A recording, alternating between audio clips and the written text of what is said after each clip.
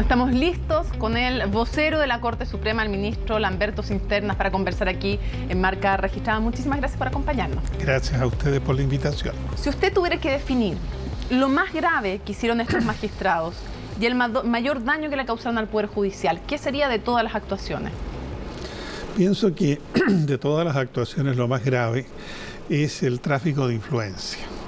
La circunstancia de recomendar personas para nombramiento, de pedir a otras instituciones más o menos lo mismo, de hacer sugerencias, de cambiar una sala para que se viera una causa de una manera determinada, aun cuando no hubiese la intención, pero se alteraron las formas ya rigurosamente establecido. Entonces todo ese ámbito de tráfico o de mover las cuestiones formales que están establecidas en beneficio de la buena administración es lo más grave. ¿Cuál es el daño que le provocaron estos magistrados al Poder Judicial? Muy severo, porque desde luego se afecta la confianza de la comunidad en el Poder Judicial. Se genera la idea de que en todas partes pasa lo mismo, o a lo menos puede pasar lo mismo. ¿Usted cree que eso no es así? ¿Que no hay otras cortes en que puede estar pasando lo mismo, sobre todo a nivel de Corte de Apelaciones? Mire, yo pienso que siempre van a pasar cosas. Digamos, quien administre una institución tan grande como el Poder Judicial o cualquier otra similar, tiene que tener en cuenta que esto en cualquier momento puede pasar, y por eso tienen que estar los ojos muy abiertos, los oídos muy atentos, y tener un buen sistema de supervisión, que en el caso nuestro obviamente va a haber que mejorar. Sí, porque ya había habido algunos llamados de atención a algunos de estos magistrados. Por eso... Sí, claro, pero siempre se toman estas como cuestiones aisladas que probablemente pueden ayudar a mejorar la conducta. Ya me han dicho en alguna oportunidad que es una cosa muy bonachona, pero no tenemos... de parte de la Corte Suprema. Es que no tenemos otra alternativa, porque si no, simplemente a la primera falta la persona tendría que irse. Y esto es un servicio público. O seguir siendo supervigilada a lo largo del tiempo, tal vez. Pero incluso con la supervisión se pueden producir problemas. Pregunta, ¿por qué usted señaló que esta decisión se tomaba con dolor? Bueno, y lo dije, ¿no es cierto? Son magistrados que han prestado largos años de servicio, han dedicado parte de su vida a esto. Entonces uno quisiera que hubiesen salido o resultado absueltos después de la investigación, que no se hubiesen acreditado los cargos, etcétera. Entonces es doloroso ponerle término a las funciones de personas que han ejercido durante tanto tiempo. Pero es doloroso ponerle término a la función de personas que han ejercido durante tanto tiempo, estoy usando sus palabras, cuando son personas, no cualquiera, sino alguien que le han causado tal daño al Poder Judicial, que no han honrado su cargo, que han en el fondo sembrado un manto, como usted decía, de desconfianza sobre la última instancia que tienen los ciudadanos, porque cuando todo falla es a los tribunales a quienes recurren. Entonces, ¿no debiera usted haber dicho más bien que se tomó esta decisión con indignación? Ah, no, es que lo doloroso no se opone a la indignación, lo doloroso puede oponerse a la alegría, ¿no es cierto?, a la felicidad, a lo contento que uno está. Digamos, uno, claro, está indignado, está molesto, adquiere la convicción de que esto es lo que había que hacer y lo hace, pero eso es doloroso. Tal como fue doloroso, ¿no es cierto?, el suicidio del ministro señor Albornoz, que claro, uno frente a la muerte se inclina respetuoso, pero es doloroso. Claro, es que en ese caso, claro, se entiende mucho más el uso del dolor. Pero usted también está indignado, además. Sí, claro. Esto no debiera haber sucedido nunca. Hay tantos temas que conversar y es primera vez que lo tenemos acá en Marca Registrada, entonces quiero pasar por varios. Usted ha visto la investigación que ha comenzado el Vaticano respecto de Bernardino Piñera. Un caso que se dice no hay tanta información, por eso lo estoy poniendo en condicional, un caso que trataría de un abuso menor hace 50 años. Quiero saber si usted cree que la denuncia pierde credibilidad por haberse producido 50 años después de que hubieran ocurrido supuestamente los hechos, que es parte de lo que dijo el presidente Sebastián Piñera. Y que el presidente dijo que había que investigarlo, que no podían haber excepciones, pero también señaló que le costaba creer una denuncia hecha 50 años después. ¿Para usted eso quita credibilidad a una denuncia? Lo que sucede es que esto rompe todos los paradigmas que teníamos vigentes entre nosotros. Ya teníamos una especial prescripción para los casos de atentados contra menores. Ahora tenemos, ¿no es cierto?, la ley de la imprescriptibilidad respecto de estos atentados. Y eso está totalmente distinto, o es totalmente distinto de lo que sucede en los otros ámbitos de la vida jurídica en que rige la prescripción. Entonces, ya nadie denuncia después de tantos años, salvo para una investigación histórica, para para restablecer el nombre, pero no con deseo de justicia. Entonces, eso, digamos, tiene ese punto de partida. Lo segundo, ya las cosas como están y como las ha manejado la Iglesia, hay que investigar, y hay que investigar para saber si eso exactamente corresponde o no a la realidad.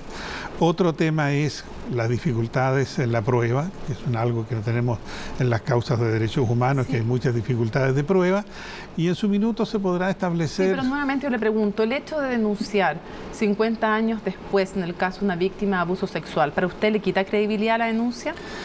Yo diría que lo hace menos firme, no es tanto que le quite credibilidad, sino que lo hace menos firme. ¿Qué quiere decir lo hace menos firme? Quiere decir que es algo que uno siempre tiende a pensar de que los años que han transcurrido pueden estar desdibujando la realidad de lo que ocurrió y eventualmente... ¿Pueden confundir a la víctima?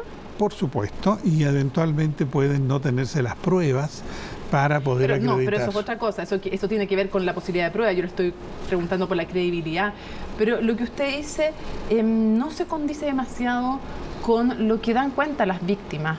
Muchas veces no, o sea, no muchas veces, las víctimas se supone que hablan cuando pueden, claro, y no cuando ocurren necesariamente los hechos, y si quieren, además. Entonces, ¿por qué usted dice que hace menos firme, que puede distorsionar el recuerdo de la víctima? Porque a mí me parece así, porque es muy distinto cuando uno está emitiendo un juicio respecto de que algo ocurrido reciente a algo que ha ocurrido muy atrás. Y cuando uno ve los testimonios de las personas que declaran respecto de situaciones que han ocurrido hace muchos años, no tienen la misma claridad y la misma firmeza. O tal vez si se han reparado, también tienen tal vez más firmeza, más madurez y más convicción para hablar. Pudiera ser, pero... Porque lo que usted me dice al final es como parecido a lo que dice el presidente, que a usted también le cuesta creer más una denuncia hecha 50 años después que una hecha en el momento. No, puede ser parecido, no me importa parecerme a lo que diga el señor presidente, ¿no?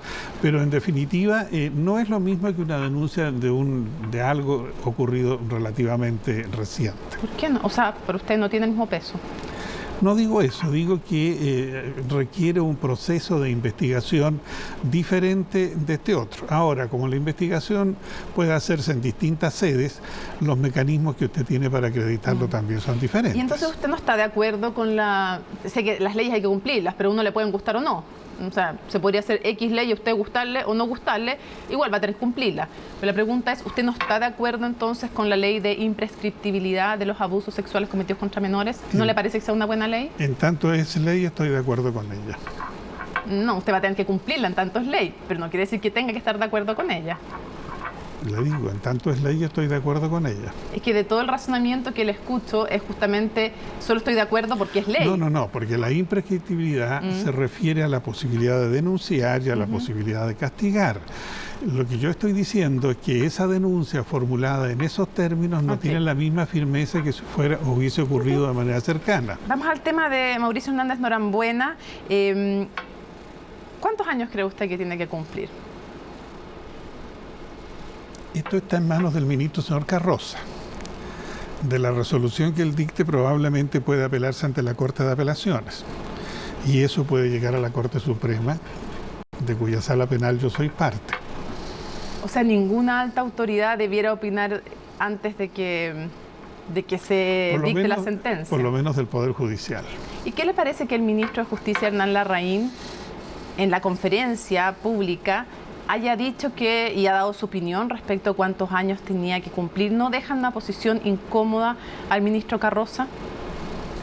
No, porque... ¿Pero es pertinente que opine sobre una decisión judicial previo a que ésta se produzca? No, él está dando una opinión, y esa opinión, ¿no es cierto?, la puede dar a él, la puede dar el señor ministro de Relaciones Exteriores, la puede dar un académico, la puede dar la parte de Hernández Norambuena. Perdón, ¿es lo mismo que dé esa opinión un académico que el ministro de Justicia, de quien, por ejemplo, depende en alguna medida el nombramiento de quienes postulan a la Corte Suprema, y el magistrado que tiene que dictar sentencia es alguien que está postulando un cargo en la Corte Suprema? No, ¿La prudencia no aconseja que el académico sí pueda opinar con mayor libertad y no así el ministro de Justicia? No es lo mismo. O sea, me concede usted que no es lo mismo que el académico que el ministro. Así es. Y por lo tanto la prudencia no aconseja que el ministro de Justicia no opine sobre esto antes de que se tome la decisión por parte del ministro Carroza. No soy quien para decir que es prudente o no en la boca de un ministro de Estado. Se lo pregunto de otra forma, si usted hubiera sido el ministro de Justicia, ¿hubiera opinado? Yo no. ¿Y por qué no hubiera opinado usted? ¿Si hubiera sido el ministro de Justicia? ¿Usted quiere que le diga porque no me parece prudente? No, yo creo que me diga lo que usted piensa. No, porque es mi manera de ser, digamos. Su manera de ser es más prudente. Es mi manera de ser. Ya. Quiero preguntarle finalmente entonces si esto no puede de alguna manera, más allá de que el ministro Carroza falle con toda independencia, ¿no puede de alguna manera para algunos sembrar una sombra estas opiniones previas, una sombra de duda respecto a por qué falló de determinada manera? Ciertamente la gente puede ser muy susceptible a tener, digamos, dudas respecto de algunos planteamientos, pero el circuito está establecido así. El señor ministro de Justicia cumple su rol, hizo las tratativas con el gobierno de Brasil, probablemente en compañía con el señor ministro de Relaciones Exteriores, ¿no es cierto? Y tiene una opinión y comprometió una opinión con aquel gobierno. Y puede decirlo. Ahora, el señor ministro Carroza tendrá que estudiar eso, más lo que le planteé la parte de Hernández Norambuena, y luego lo que dicen los tratados y la legislación nacional y emitir su decisión. No es la primera vez que opina respecto también antes de un fallo. Por ejemplo, opinó respecto del caso Jaime Orpi. Bueno, es frecuente que algunas autoridades opinen. ¿Y usted, cuando opinó el ministro de Justicia respecto a Jaime Orpi, que le creía, opinión de la cual se tuvo que retractar, le pareció bien? Mire, nosotros miramos las opiniones de las autoridades o escuchamos las opiniones de las autoridades y ahí quedamos. Ya, pero ¿le gustaría que opinaran menos respecto a de la previa de los fallos judiciales? Es que no pueden a uno gustarle cosas que en la realidad no funcionan. Quiero llevarlo a un tema final. Igual nos van a quedar hartos para conversar después, pero respecto de las escuchas, me refiero a las escuchas que tienen que ver con la ley de inteligencia que se autorizan ante un ministro de la Corte de Apelaciones, y me refiero a las últimas que usted sabrá se revelaron en 2 reportajes de Radio Bio Bio y La Tercera. Quiero preguntarle, ¿se puede engañar a un juez cuando se le pide estas autorizaciones? Por cierto. ¿Qué tanta certeza puede tener un juez cuando llega, por ejemplo, el Ejército y le dice, por razones de seguridad nacional, necesitamos pinchar estos teléfonos? Yo diría que depende de 3 factores. El primer factor es los antecedentes que le entreguen. El segundo factor es la confianza que tenga el juez, ¿no es cierto?, con los organismos que le están proporcionando los antecedentes. Y el tercero es la perspicacia y dedicación del ministro. Si alguno de estos rubros, ¿no es cierto?, no funciona bien, se pueden producir muchos problemas. Lo vimos en el caso de Operación Huracán, por ejemplo, lo vimos también en un caso del 2012, lo vimos también en una condena al propio Ministerio Público, no al Ejército, pero en el caso de Huracán lo vimos con Carabineros. Entonces, no es una garantía de que todos los antecedentes sean ciertos porque autorizó las escuchas un ministro de la Corte de Apelaciones. Eso nunca puede ser una garantía porque esa decisión depende de los antecedentes que se le proporcionen, de cómo se le proporcionen y, como le digo, la dedicación del juez o del ministro que está. ¿Y qué le parece que justo los escuchados, los investigados, los espiados sean 4 denunciantes de casos de corrupción en el Ejército y un periodista que investiga corrupción? Me parece muy mal, ciertamente. Muy mal. ¿Por qué le parece muy mal? Porque... ¿O qué quiere decir mal? ¿Le parece sospechoso? Por ejemplo, puede ser sospechoso, puede ser inadecuado, puede estarse no aprovechando bien la ley de inteligencia. Entonces es algo que no está cabalmente bien, algo no huele bien. ¿Se puede estar intentando inhibir a los periodistas que investigan corrupción? Pueden ser muchas las intenciones, puede ser esa una de ellas. ¿Cuál otra podría ser? Por ejemplo, intimidarlo, por ejemplo, tratando de aquellos que hicieron la denuncia que se retractan, qué sé yo. El que hace algo puede tener muchas intenciones. Y para cerrar, en los casos de corrupción del Ejército, que es los que lleva Romy Rutherford, ¿usted se va a inhabilitar respecto de todas las causas, dado que el estudio donde está su hijo representa a algunos o al menos a uno de los involucrados? ¿Eso lo implica usted inhabilitarse en toda la causa completa, dado que se establece con una sentencia, se establece de alguna manera un estándar en general? Me voy a inhabilitar cuando proceda según la causa de que se trate y si mi hijo está o no allí. Pero el hecho de que sea el estudio de su hijo, ¿no hace recomendable que usted se inhabilite respecto a toda la investigación de Romy Rutherford? Hace recomendable que yo sea muy cuidadoso respecto de cada uno de los casos que llegue. Y así lo soy. Por lo demás, él mismo tiene la gentileza de avisarme la causa número tanto, ahí estoy, no estoy, está mi gente, y entonces yo tomo la... Pero para entenderlo bien y no malinterpretarlo, cuando está alguien del estudio de su hijo, no solamente su hijo, ¿usted se inhabilita? Depende en qué condición esté, porque si la persona es socio de mi hijo es una cosa, si la persona tiene techo común con él es otra cosa. Ya, solo si es socio de su hijo usted se inhabilita. No, digo que son distintas las situaciones, entonces dependiendo de ellas, yo emito el juicio concreto en ese caso. Ya, pero no se siente de partida inhabilitado en toda la causa de Romy Rutherford porque en algunos de los casos su hijo o parte de quienes trabajan en el estudio estén participando de la causa y que si falla ya en un caso respecto de uno de los militares, esto establezca un estándar y lo obliga a inhabilitarse en toda la causa? Si estableciera un estándar de aplicación general tendría que inhabilitarme, pero mientras ello no lo perciba yo no me voy a inhabilitar. ¿No le parece que eso es de alguna forma así? Pudiera ser, si lo que sucede es lo siguiente, lo que sucede es que la inhabilidad tiene dos caras. Sí. La primera es que yo me retire. Sí. La segunda es que yo no debo retirarme porque sí.